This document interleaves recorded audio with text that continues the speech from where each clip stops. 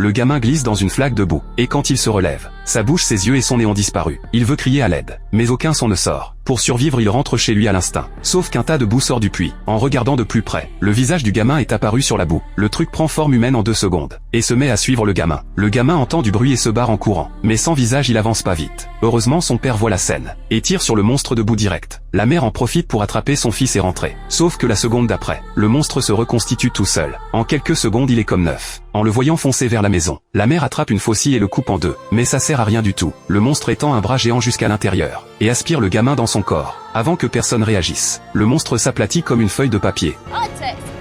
Les parents flippent grave, et foncent pour le rattraper, mais ils sont beaucoup trop lents. Quand ils arrivent enfin, le monstre a déjà plongé dans le puits, et disparu sans laisser de traces. Mais les trucs bizarres continuent dans le village. Le soir, une fille va nourrir son cheval, quand elle lui touche la bouche. De la toile d'araignée lui colle aux mains. Ça la fait paniquer. Elle veut se barrer, mais les fils se multiplient, et en un clin d'œil l'enveloppent complètement. Au moment où elle hurle au secours, le cheval bondit et la dévore. En entendant les cris, les parents sortent en courant, et voient le cheval galoper vers la forêt. Lisa embarque les deux pour le poursuivre. Sauf que les arbres de la forêt se mettent à bouger, et leur bloquent le passage. Ils peuvent que regarder le cheval s'éloigner. Le lendemain, Lisa leur raconte une légende terrifiante. Il y a des centaines d'années, la peste a ravagé le village. La reine, pour pas être contaminée, s'est isolée dans une tour au fond de la forêt. Elle croyait être tranquille, mais la peste se propageait par l'air, et elle est morte là-haut dans sa tour. La légende dit qu'une nuit de pleine lune, en buvant le sang de 12 jeunes filles, la reine morte pourrait revenir à la vie. Les 2 frères racontent tout au village, mais le général les traite de menteurs, et les fait attacher dans la forêt, pour les cramer vifs. Les flammes envahissent la forêt. Les 2 frères se croient foutus, mais Lisa débarque pile à temps, et les arrache du brasier. Au même moment, la reine se réveille dans sa tour, et les flammes s'éteignent d'un coup.